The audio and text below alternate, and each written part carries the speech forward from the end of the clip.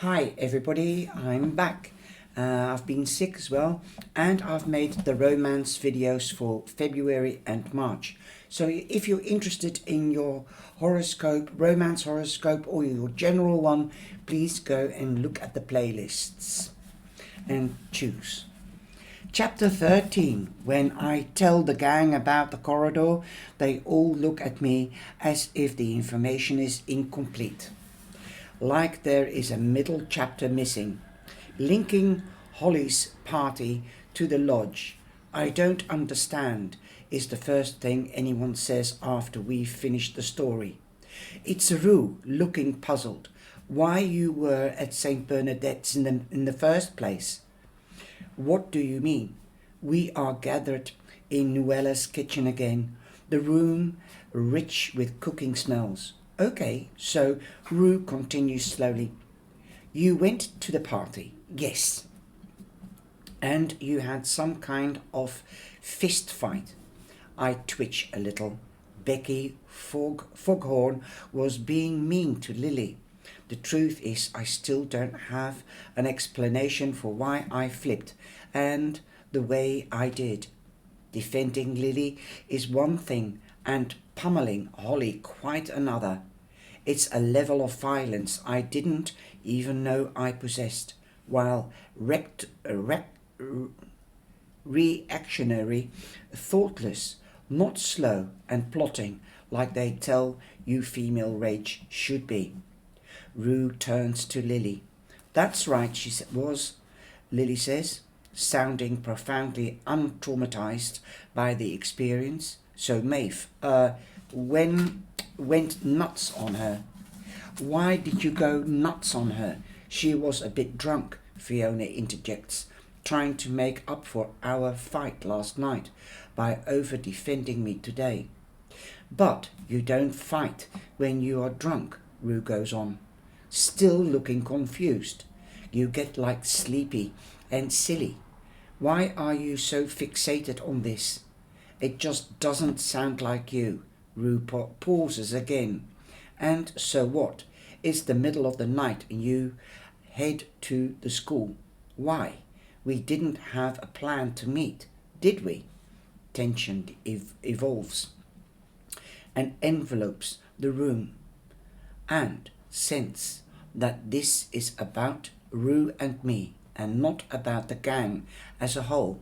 Manon and Nuella start to look uncomfortable, like this is really none of their business. The important thing, ARRON reminds us, is we have a path into the lodge now. Some kind of, vortex has opened up at the school. Maeve and I were there. We talked to that girl. We know how they are living. And, I add, worriedly, Dory gave her those tarot cards. She must be looking for a new sensitive, one to replace me after she's killed me probably. But why would she even need a sensitive? Fiona asks. She can't drain the well through one. Not since the ritual. So what is she doing? What's her game? Sensitives are rare, Manon muses. One in a generation, sometimes less than that.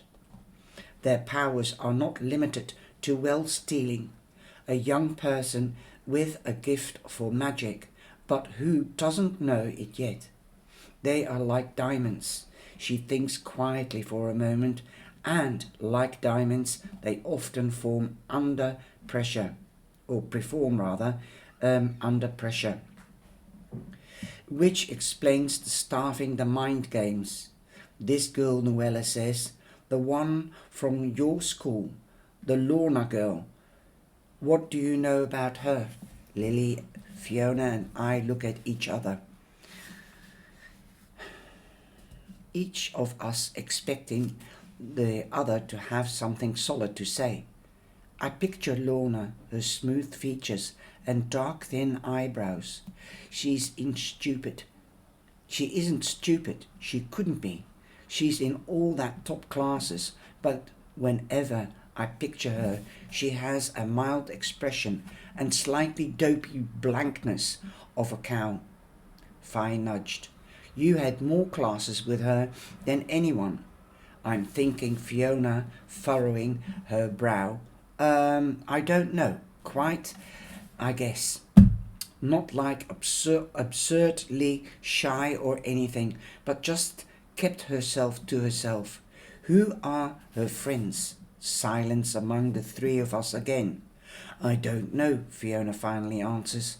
I realised that Lorna occupied a similar place in the social starter to me last year, floating between cliques based on class schedules and little else. I wonder why it never occurred to me to be friends with her. Probably because she seemed a bit boring. Manon is interested now, forming a theory. Is there anything to suggest that she may have sensitive leanings? I don't think so, I answer, but there was nothing to suggest that I had leanings either. What are leanings? Lily asks. We can't just decide that there are leanings all of a sudden. She's right. We are talking about our asses here. Manon stands up. Lily is right. No more talking about assholes, she says. And it is, for some reason, far more explicit in her accent. Let's go to the school. We need to see what is going on with this corridor business. We take 2 cars. I sit in the passenger seat next to Rue, with Lily and Fiona in the back. A hard rain has started pelting thick against the window. Rue is strangely quiet, concentrating on the road in a way that I know they don't really need to. The rest of us chat, batting our theories around, discussing whether or not we think Lorna McKeon is sensitive too. Rue says nothing. Any more chat on the single? Then I'm sorry, guys. Any more chat on the single than a Rue? I say, trying to draw them in. We got on the playlist, Rue says after a brief pause. The alternative air, that's Ireland, playlist on Spotify. It's got like 250,000 subscribers, and they used our picture for the cover image.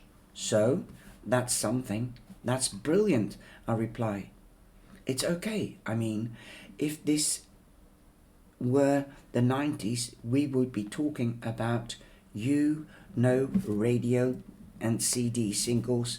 Instead, it is digital streams and a penny for every 100,000 plays. Hard to get excited. A pause follows, and we all consider how to comfort them about the utter madness of life in music. Fiona looks uncomfortable. I haven't asked her how much she'll get paid for this TV show, but I know it won't be pennies. I also hate it when things are not the 90s, Lily says, and it's so perfectly piss-taking that Rue breaks into a cackle. Sorry, they say. I'm just feeling a bit under pressure, you know. College, the band, this tour in April. We've spent so much time on this single, and I just want it to work. We arrive at Nuella's after Nuella's car does. Our phone torches out with all stumble in. Fiona's hand in mine, mine in Lily's.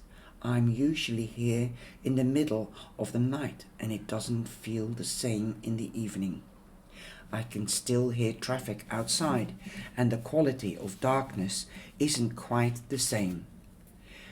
There are cool shadows, beams of the street light illuminating scraps of rubbish and chocolate bar wrappers. Dilapidation, but not mystery. No magic, just ruin. We pour into the old office and I notice someone is missing. Manon, I say. Where's Nuella? She's taking a moment. I'm fine. Nuella calls from the hallway. I'm just, Manon casts a worried glance out the door. This is where they told her about my aunt, Heaven. Nuella stumbles, in her eyes shining. Manon puts her arms around her mother's shoulders. I am grand, Manny. I'm grand. It's just, I said, I would never come in this room again. It's not really here anymore, says Lily sympathetically. Or is it not the place it was? You won, Nuella. It died, and you are alive.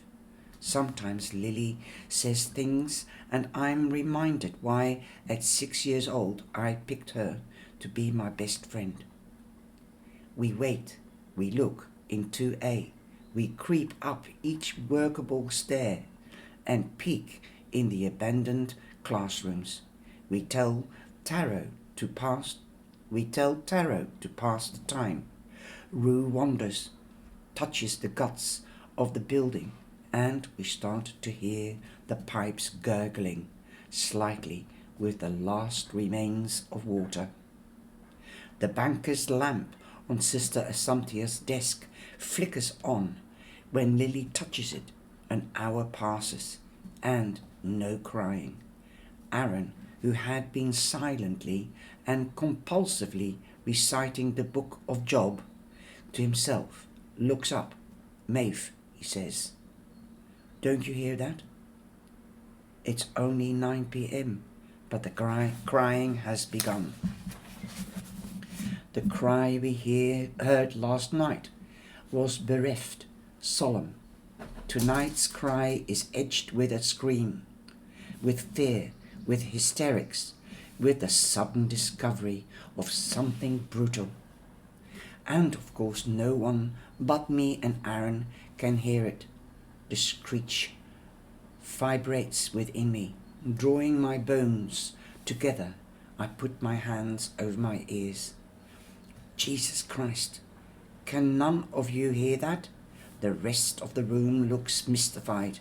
All right, Chambers, ARRON says solemnly, brushing the dust from the mantelpiece off with his hands. Off we go. Let's follow the screams to our certain death. Rue stands up. No. We are obviously all going up. We all trail upstairs, following the tremble sound. Lily has her hands in her pockets so she doesn't accidentally spark the fragile building and send it tumbling down. The shrieks, still rolling through the building, become louder and settle in a pattern. A spike of high-pitched wailing, then an undulating cry. What's it like? Lily whispers. Like a banshee, I say, pressing my fingers down more firmly on my ears. Like everything you associate with a banshee. That's a sort of witch, a wicked witch. There's a snap from behind me, the sound of tired timber finally giving in. Merde, that means shit in French. Manon's foot has gone through the staircase, her body crashing into the building. She screams, grabbing out in front of her, catching Fiona's jacket. Fiona falls too, and a cloud of dust explodes into the air in a creamy wave. Christ, I scream, momentarily drawing out the banshee moans. Are you guys okay? The dust has cloaked everything, and all I can see is limbs and wood. Putain, des escaliers de mer. So let's go downstairs. Oh shit. I'm trying to translate this because I don't know much about French, but I can Little bit. Manon is hurt. Fiona calls. Nuella and Lily each take one of Manon's arms over their shoulder, lifting her out of the stairs. My ankle, Manon cries. My ankle is shit. I'll fix it, Fiona says. Come on, let's get you to the couch downstairs. Splinters, Fiona, Nuella says worriedly. We'll need to get out the splinters. Can you do that? Probably. The roaring in my ears is getting louder, and I can tell it's louder for ARRON too. I can barely hear them fretting over Manon. The din is getting so loud. I can feel my eardrums rupturing, the sound so piercing that I'm convinced it will carry on ringing deep in my brain forever. Come on, ARRON says, both hands on his head. I can't stand it. Fiona, Nuella and Manon are already downstairs. Manon cries, joining the haunted din. Lily and Rue are still with us. Stay together, Nuella calls up the stairs. Don't separate. The four of us are huddled outside 2A, my fingers on the door handle. All right, guys, I say. Are you ready? Go to the lodge. Only when I'm on the other side of the door, it's just me and ARRON again. The door at the end of the painted corridor opens not into another hallway. And I'll leave it there because this is chapter 14. So they're getting into 2A. And what is going to happen now?